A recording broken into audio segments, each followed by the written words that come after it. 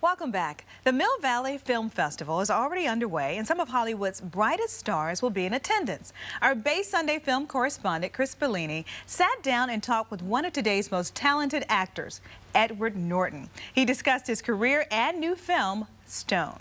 Let's take a look. You know, why you get to walk around free and I don't? I wasn't convicted of a crime. Oh, you never did anything bad.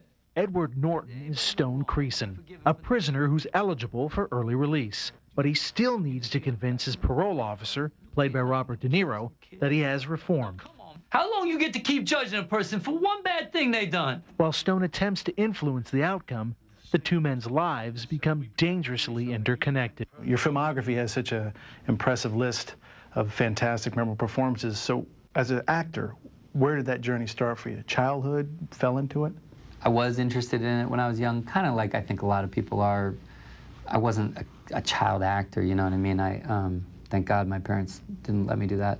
You know, in college, I started getting more seriously into theater. And then in New York, after a period of trying out other jobs and things like that, I was kind of drawn back into the theater. So I would say it was over a number of years, but I got serious about it when I was, you know, maybe a few years out of school. What's interesting, of course, you got talent, tremendous talent, but it's also about selecting roles, and you seem very careful on how you do that. What's your process? Well, I think, you know, when you're an actor, the control that you have over the statements that you're making or the types of things what you're putting out there, what you're contributing to the conversation, really, is mostly in choosing what you work on, you know.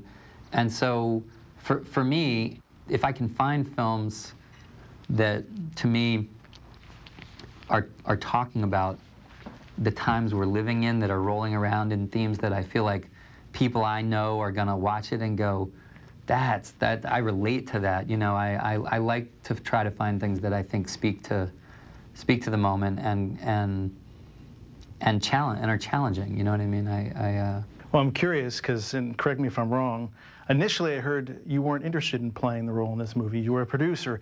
What changed your mind? Mostly it was a couple things. The director, John Curran, he's a major league filmmaker. I made The Painted Veil with him, and then I had seen his other films and really liked them. He's a weighty thinker. He is a very spare filmmaker, and so the fact that he was so passionate about this pulled me in. It was a little bit elusive to me. I wasn't quite sure what it was and what he was after, but over time it was really John that pulled me into it. You talk about his passion. Of course, as an actor, you bring passion in your roles. This role in particular, I'm curious, and as some of the other ones you've done as well, that transformation ability, how do you prepare for this as far as vernacular, speech, the hair, the mannerisms? To me, it was actually the easiest thing was just to talk to inmates at the prison that we were working in. So my entire focus, I mean, when people say, well, how'd you prepare? I literally sat in a room at a table and they brought inmates in, you know, one after the other for hours and hours and hours. And I think almost everything that comes out of Stone, physically, vocally, even all the vocabulary and lingo came off of these guys. They were amazing. Can we talk straight? You gonna help me out or what? Just talk, that's all. And then maybe we both get what we want, okay? Stone opens in theaters on October 15th. Wow, that looks good.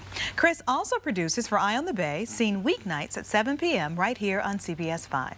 We'll be right back.